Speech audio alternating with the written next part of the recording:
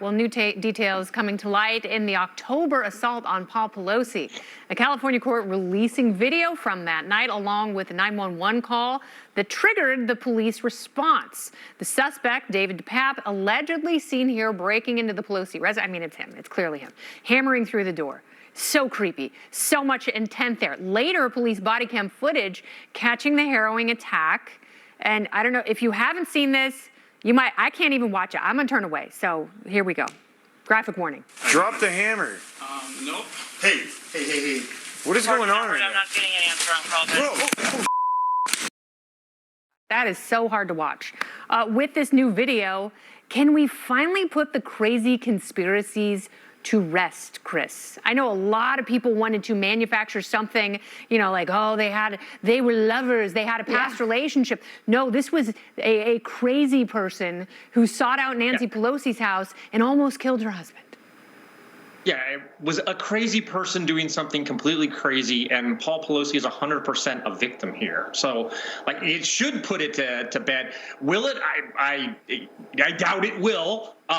Because sometimes even the video evidence doesn't seem to convince some people. But can I also say, can we just admit that this is a complete and total lunatic and that this wasn't some politically inspired attack, like Donald Trump inspired his attack? This is a person who's been into crazy conspiracy theories that have run the gamut his entire life. Again, Paul Pelosi did nothing wrong. This is a crazed person. There's no conspiracy theory here. He wasn't inspired by a gay quarrel or by Donald Trump. It's a crazy person who committed a violent crime and should be locked up for a very long time. And he also said, Jessica, that he had admitted in an interview with a local San Francisco outlet that he wanted to visit a lot of other people in power in Washington, but he had remorse, not for trying to kill Paul Pelosi, but that he didn't have the chance to confront other people. So I tend to agree with Chris that, the conspiracies can die, but I have no time for journalists like, this is Trump's America.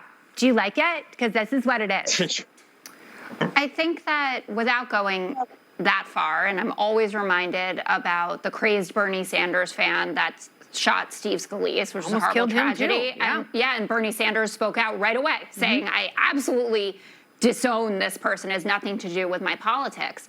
You do have to pay attention, as Chris said, there are a lot of conspiracy theories out there and who they're coming for. And there are tons of montages available on the internet of conservatives, Republicans, floating conspiracy theories about what happened, that this was a gay quarrel, that it was made up, that he was in his underpants, whatever it is, that people are not being truthful about the fact that an 82-year-old man was viciously attacked because his wife was the third in line for the presidency. I think it's third, right? And one of the most important figures in the Democratic Party, and that she has been made into a boogeyman by the right. And that is what happened here. A lot of people can dislike Nancy Pelosi and not wish ill on her family or certainly her husband. I know, but for the people who made it into a conspiracy theory, told vicious lies about this, and then are not stopping at this point, even though they have seen this, and that is what is available on the internet, poisoning people. Yeah, and people do need to stop with that. But also,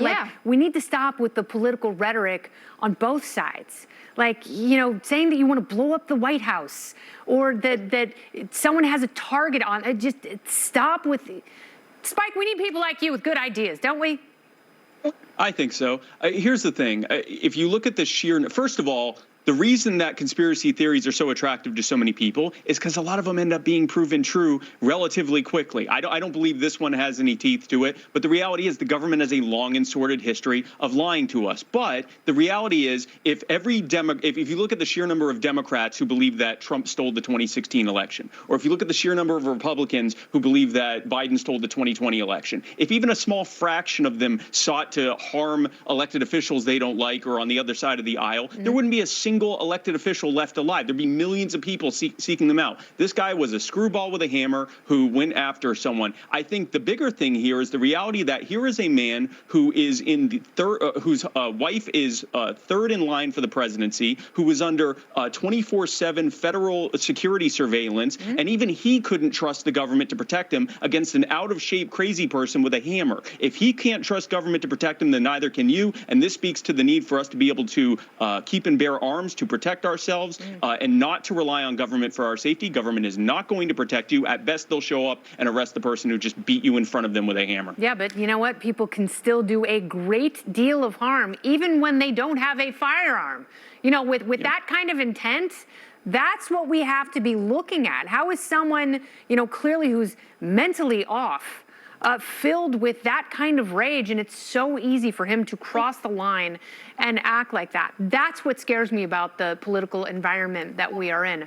It's also interesting to me when you listen to how well Paul Pelosi handled when they called the emergency services, the operator, and he did everything he was supposed to do. Yeah, he's like, oh, this guy wants me to hang up. But I thought the 911 operator was a dingbat. It was like, oh, so you're good? It's like, lady, the Speaker of the House's husband has obviously been awakened by an intruder, and he's speaking in a low voice. So, yeah, maybe send the popo.